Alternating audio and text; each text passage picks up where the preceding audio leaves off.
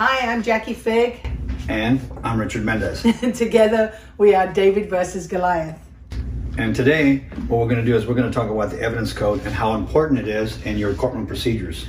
Today we're going to talk about California Evidence Code 702. 702A particularly. So, subject to Section 801, the testimony of a witness concerning a particular matter is inadmissible unless he has personal knowledge of the matter. Against the objection of a party, such personal knowledge must be shown before the witness may testify concerning the matter.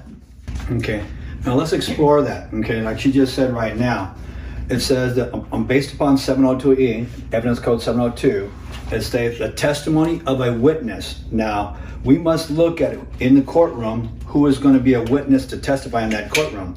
A lot of the times when you go into a courtroom, you have the judge, and then you as the defendant or the plaintiff, and then you have the attorney, okay? Now the attorney, a lot of times what people don't really understand is the attorney testifies before the courtroom, but does he have firsthand personal knowledge, okay?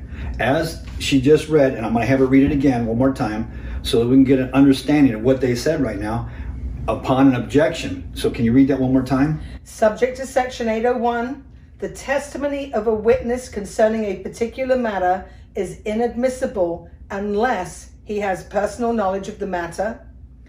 And then the second part is against the objection of a party. And I can object, okay? Objection. Okay, so now if I object inside the courtroom, then what has to happen here is that person that's given testimony before the courtroom has to show his firsthand personal knowledge of the subject matter. The question we have to look at here right now is an attorney a witness or is he an attorney? Well, a lot of the time we find out that he comes and he shows up before the courtroom. Does he show up with his client? Like if you're in a litigation with a bank against a bank, 99.9% of the time, the bank is never there, or nobody representing the bank is there. So what happens is the attorney is the one that basically testifies in the courtroom. If you don't object, his testimony that's given becomes facts before the courtroom. So what do we do when the attorney starts to testify? I object. Exactly. You object to him. And then he has to show his firsthand personal knowledge.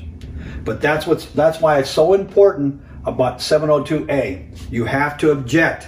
If you don't object, an objection not raised and an objection waived. Okay? And we welcome you to come and join with us at David versus Goliath. To be able to learn more of the evidence codes as 702A is, there's other ones that support this in here. Okay?